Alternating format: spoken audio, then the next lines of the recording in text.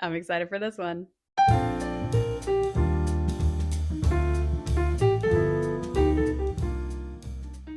Welcome back, my bookish besties, to another episode of Unsolicited Book Reviews. I'm your host, Abby. How you doing? Now, before we get into this, two quick things. First of all, today I saw the sun for the first time in what feels like months.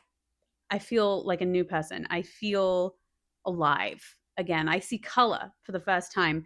And that's really only because Canada in the winter is just shades of gray. And the sun was just so lovely to see, even if it is still cold outside. And that's okay. Second, if I seem a little off, I am PMSing like I have never PMSed in my whole life. And I am grumpy and I am cramping and I'm sad and I have cried like 8 times this week. Help me. Okay. Everything's fine. If I cry in this video, I'm actually gonna flip out because this is getting ridiculous. Okay, so I am very excited about this video because ever since I stumbled into the world of BookTube, long before I thought that I would become a part of it, I have seen monthly TBR videos and they have looked like so much fun. So now I'm here. Dreams really do come true. So this video is going to be a bit of an amalgamation of things. I'm going to give you my January wrap up, give you a little sneak peek into the books that I read in January, what I thought about them, really quick, one sentence sort of review situations. And then I'm going to do my monthly TBR. And we are going to break out. We're going to break out the TBR jar. Not the first person to do this, okay? But you know what? Don't fix it if it ain't broke. Why reinvent the wheel? I'm not inventing anything. Not in this economy. So you're just going to come along on this ride with me as I figure out this new video, because this is going to be a monthly thing. At the beginning of each month, I'm going to go over what I read the month before and tell you what I'm going to read in the month ahead. That's the plan. January reads. What did I read in January? I read 4 books in January. I thought I would read more than that, but I did read Alchemized in January, which was over 1,000 pages long. So that counts as at least 2 books, right? Right? I think so. So the first book I read in January, Another Man in the Street by Carol Phillips. I did a whole video on this, so I am not going to bore you with the details. 3 stars. It was good. Could have been better. Highly recommend reading with Caledonian Road. There's your review for you. Alchemized was the next book that I read in January. I think I gave that one 3.75. Again, I had a good time. Will I read it again? No. Would I recommend it to anyone? Probably not. There was also a full video of me crashing out over watching that book, so I'm not going to go into too much detail. 3.75, moving on. This next book is also going to be in a video, but it's going to be in the next video. So again, I won't go too far into it, but it was The Memory Police by Yoko Ogawa. It was good. I believe I gave this 3.75 stars. That was because, well, I'm actually not going to tell you why. You have to watch the next video to figure it out. See what I did there? I'm getting good at this. I'm getting good at this whole booktube thing. So stay tuned for the next video because I am going to be talking about this book and one other Japanese translated book. It's going to be a series. So this is book number 3 of the month. Oh my gosh. And then squeezing in on the last 2 days of the month of January, I read this book.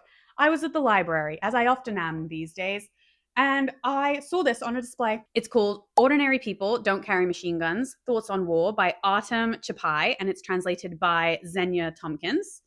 And it's a very short, I think it's just over 100 pages, like 112, something like that, written by a man who is currently fighting, I think still currently fighting, the war in Ukraine. Really, really interesting, very well written. I think he's written a couple other books, 1 or 2 other books as well. And he was actually a pacifist before the war started. And these are sort of his musings on what prompted him to join the war, his views on other people who have or have not joined the war. And it was a really nice mix of sort of autobiography, but also thoughts on philosophy and how it interacts with modern wars. Really, really interesting. I highly recommend this book. And I gave this book 4 stars because there was some really, really good quotes. There were some really good quotes. And I don't know whether to read you one because I might put this in another video as well. You know what? No, I'm going to read you one. I wrote down so many quotes from this book because I just really, really enjoyed it. and here's one of them. I'll give you a bit of a sneak peek because this might go into a video later on in the year. So, theorizing about geopolitics is a privileged position afforded only to those living in security. From that privileged perspective, you see, at best, general outlines. When you yourself, however, are fleeing and are scared for your children, you get to see certain details up close that you cannot experience from the safety of a secure home thousands of miles away. So that's sort of the vibe of this book, and I thought it was really, really well written and quite the book. So it's a short read. I highly recommend it if you want to get one side of a very nuanced, very complicated conflict that is rooted in hundreds and hundreds and hundreds of years of history in that area of the world. So highly recommend. I'm going to be trying to find more books about what's going on in Ukraine. Again, we want well-rounded perspectives, okay? We need to see things from all sides, including history and politics, political theory. I want to see it all, okay? I'm also so close. I'm about 75%, maybe 70% through one book, which is Lucy Foley's The Paris Apartment. I'm listening to that on audiobook. I am not a big audiobook fan, but I have things to do. I don't always have the time to sit and read a physical book. I am just like throwing this on whenever I get a spare moment and I have to keep doing something, but I still want to listen to my book. So I'm finding that I can do audiobooks if I listen to mystery thrillers, because it's kind of like listening to a true crime podcast, but fiction, because I don't want to hear about what's actually going on because that scares me. So I've been really enjoying that so far, but I'll keep you posted on that, and I'll finish that in February, and that'll be my February wrap up. Now, I know I said in my introductory fest video that I really wanted to read my physical TBR this year, really wanted to focus on it. However, were any of the books that I just shared with you from my physical TBR? No, they weren't. No, they weren't. And you want to know why? Because I am powerless. I am powerless to resist the siren song of the library. I'm only one person and I don't have self-control. So I now have 30 books on hold at the library. And unfortunately, this always happens where I'll go through like a lull of having no library books. And then suddenly all the library books are with me. How many books do I have from the library right here, right now? 4. I have 4 books here right now from the library, and I only read 4 books in the month of January. So I'm not sure how I'm going to get through my physical TBR with the library just continually. 5! I have 5! I just saw another one right there. Oh my gosh, this is too much. So let me just tell you super quickly all the books that I have currently from the library, because there are 5 of them. And I know that's a bit of a problem, but my hot take is that you don't have to read every book that you get from the library, because we have the best of intentions and sometimes things happen. And in my case, the thing that happened was I put 30 books on hold and then got surprised when a bunch of them became available at the same time. Classic Abby behavior. Let me just show you all the books that I have from the library right now. Let me just show you. I'm just going to show you all of them. These are all. Oh! These are all of the books that I have from the library right now. We have Things I Lost by Okwiri Oduor. This is by a Kenyan author, and I'm very, very excited about this one. It sounds really good. I have The Silent Patient by Alex Michaelides. I'm totally butchering that last name. I've heard very good things about it, although I also have heard that it's an unreliable narrator, and I don't remember the last time I've read a book like that, so that might annoy me, because everything is annoying me right now. Jade City by Fonda Lee. Heard very good things about this one. The Healing Hippo of Hinode Park by Machinko Aoyama and translated by Takami Nada. Really pumped about that. And the last one, Girl Dinner. Girl Dinner. That's the only reason that I picked up this book. I'm not even lying to you. And this is by Olivia Blake. I don't even really know what it's about. It sounds like a murderous sorority. I'm down for that. So those are all the books that I have from the library right now. Is this my TBR? No, it's not, because we like to make things difficult around here. Okay, so that's what I'm going to do. The TBR is going to be decided by the TBR jar. Please hold while I put these books down. Let me introduce you to the TBR jar. I can't believe this is happening. This is a dream come true for me, okay?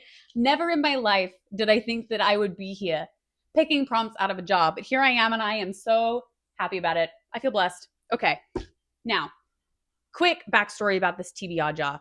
I made this jar before I even decided to start a booktube channel. And the reason I made it was because I just wanted to make reading my physical TBR more fun.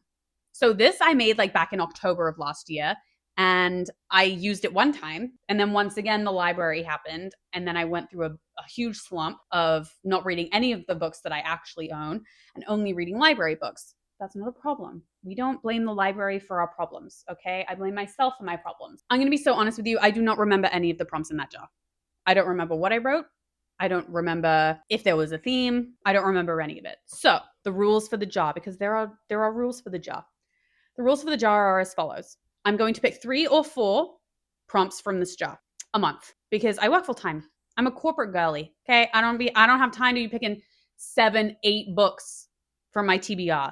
And I'll also feel like a little bit of a failure if I don't actually finish my TBR every month. So I want to give myself at least a fighting chance of finishing it, even though with all the library books that I have, I'm not going to be able to finish my physical TBR, but that's okay. The book that I decide based off the prompt from this jar has to be from my physical TBR, from the books that I already own. I am not including library books in this, okay? The only exception could be if I get loaned a book from a friend. I will include that in the physical TBR. Now you may be saying, but Abby, what's the difference between that and a library book? There is no difference. Yeah. So without further ado, I can't believe I'm actually nutting out over this right now. Okay. Without further ado, we are gonna pick the first prompt from the jar, and I'm gonna do it. Hold on. I'm gonna do it so that you can see me. I don't want any cheating allegations over here. I don't want you to think that I'm somehow being dishonest. Okay. Some ASMR for you. Is that working? I don't know. Okay.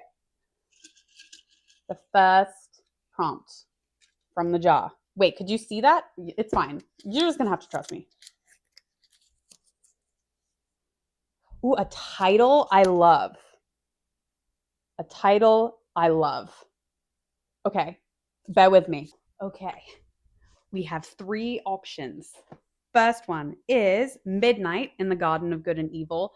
I heard about this book in Savannah, Georgia, written in Savannah, Georgia, about Savannah, Georgia. So I think this book follows a bunch of different people and a crime. It's like a true crime book. And I think it's based off a true story. It's nonfiction and literature. And apparently spent 4 years on the New York Times bestseller list. So I've heard very good things about this, but I do think this is maybe a bit more of a spooky season one. Like I want to read this in October. I do really like the title though. It just sounds very ominous. The next one, Death Plays Poker. I just thought it was fun. And also, like, that cover's pretty great. It's a Claire Vengel undercover novel. I got this in a book sale for a bookstore that was closing down, like a used bookstore that was closing down. I actually have heard nothing about this book. So I think the premise of this book is that this Claire Vengel is some sort of undercover detective spy, and she's trying to find a killer in a room of poker players. I don't understand where I get all of these really weird books from. Okay, this is the last one. The last one is called Prison and Chocolate Cake. Again, I don't know. By Nayantara Sehgal. Okay, here's the lore behind this book. Some of the books on my bookshelves behind me were used as decor for my wedding. So when we were trying to find books for decor, we were driving down the streets of Ottawa and there was literally someone giving away their entire home library. So I was like, oh, okay, amazing. And so this one is just called Prison and Chocolate Cake. And it's written in 1954. I have absolutely no idea what this book is about. Literally no clue. I think it might be an autobiography. So wait, do I read this one just because the title is really funny to me? Prison and Chocolate Cake? Yeah, you know what? Let's just do it. Okay. The first book on our February TBR is Prison and Chocolate Cake. Nothing says February like chocolate cake or prison. Just kidding. So the first TBR pick is Prison and Chocolate Cake by Nayatara Sehgal. Cool. The next one.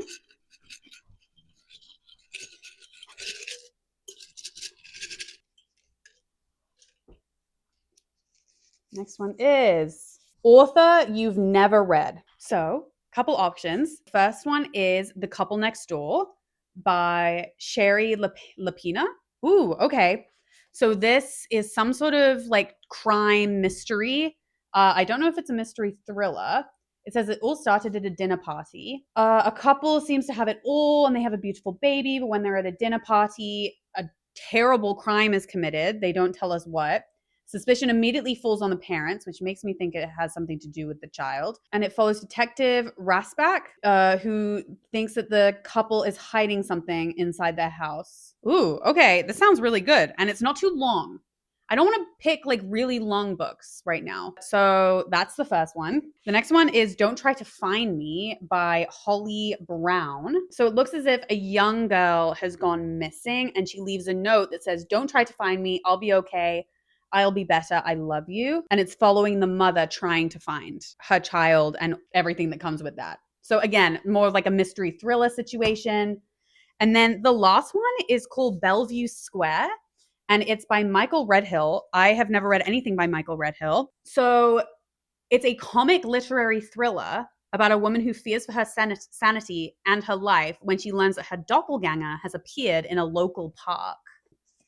Okay, so do I want something that has like a bit of comic relief, or do I want something a bit more intense? I think I want to go for a bit more comic relief. Okay, let's do Bellevue Square by Michael Redhill. Okay, this is book number 2. Are you having fun? Because honestly, I'm having fun. Do I do one more or 2 more? Let's do one more and then see how I feel. Okay, the next one is Author with a last name that starts with a letter after M. Why did I make that so complicated? N and onwards. Lucky for me, I have organized all of my physical TBR by author's last name. So I'm going to go to the other bookcase. I'll be right back. Okay. We have 3 options as well. We have The 7 Husbands of Evelyn Hugo by Taylor Jenkins Reid. I borrowed this from one of my besties a long time ago. I have still yet to read it and I haven't given it back. Love you, girl. I'm sorry. I really do need to give it back because I don't even own this book. So maybe we should read this one. Pretty much everyone knows what this book is about by now. A woman trying to write the biography of Evelyn Hugo. And apparently it's very moving. There's a big plot twist, apparently. And I read Atmosphere by Taylor Jenkins Reid. Really, really enjoyed it. I also read Carrie Soto's Back. Really good. She's been a pretty good hit for me. The next one is The Rose Bargain by Sasha Payton Smith. This was one of only like 2 or 3 fairy loots that I ended up getting. Look at that sprayed edge. I'm a sucker for a sprayed edge, man. Yeah, so I have heard good things about this. It is YA, and sometimes I struggle to read YA because the writing is very young, and it just doesn't like grip me very much. And then the last one is, I know. It was on my January TBR and I didn't get to it. And I still have not read it after all of this time. I'm scared, okay? I'm scared. And I don't know what to do. Do I just like rip it off like a Band-Aid? Or do I continue to prolong the suspense and discomfort? I don't know. I kind of want to go for something fantasy because I have 2 pretty intense sounding books. So I think that's gonna take this one out of the running. I'm sorry. So that leaves me with The Rose Bargain or Onyx Storm. The Rose Bargain or Onyx Storm. I'm scared of Onyx Storm, but it needs to be done. It needs to be done, doesn't it? Or like, why does it need to be done? Why can't I just have like a good time? You know? Why can't I just like have a good old fun time? Rose Bargain. I'm sorry. I'm doing it. It's pink. It's pretty. It's February. Okay. Valentine's Day. Love.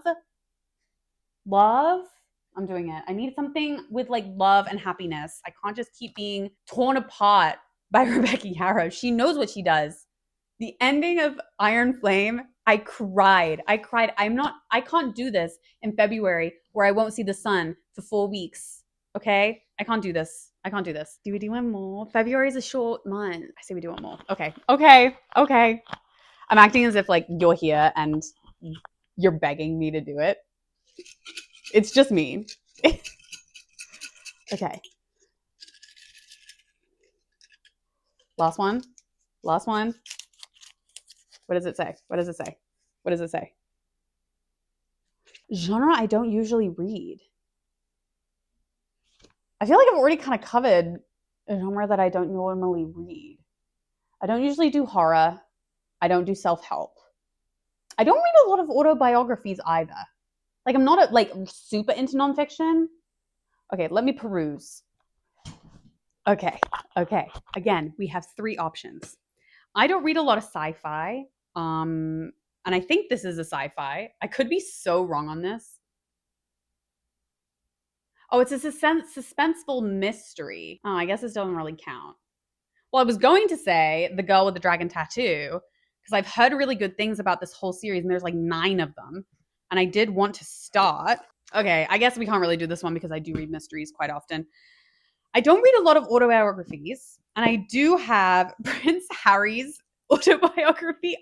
When I tell you I have the most ridiculous TBR, like I'm not lying to you, I have literally a little bit of everything other than horror in my TBR. So I also have Prince Harry's Spare, which is just his autobiography. I've heard mixed reviews. I kind of want to form my own opinion about it.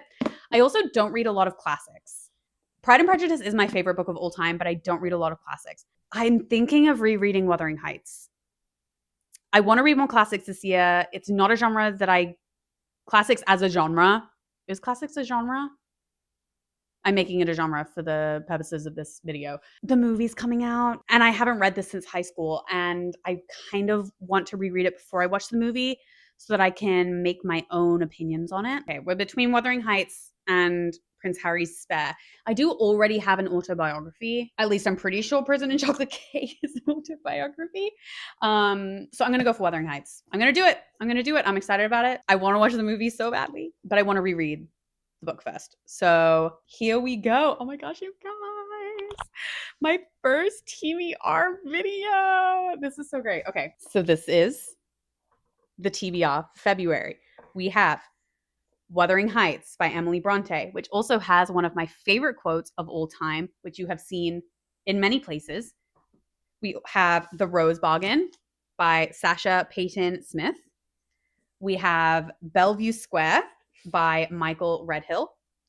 And finally, we have, oh my goodness, all these books are about to fall. New. And finally, we have Prison and Chocolate Cake by Nayantara Sehgal. I'm going to have to do some research on this person because I don't even know who that is. Okay, that is the physical TBR. I'm so excited. And all of these books are about to fall. They're all about to fall. No! Yikes. Okay, this is something that they don't tell you about making all of these TBR videos. I now have just a pile of books at my feet. I have probably 20 books at my feet, and I have to go put them all back. This is why I organize by author's last name, okay? Alrighty, book besties, this has been so fun. This is probably one of my favorite videos that I've made so far. And we're gonna be doing this at the beginning of each month. So come on back for a little bit more of an unhinged, chaotic environment. So yeah, until next time, I hope your book is really good, and I hope that you continue to have unhinged opinions about them. Bye.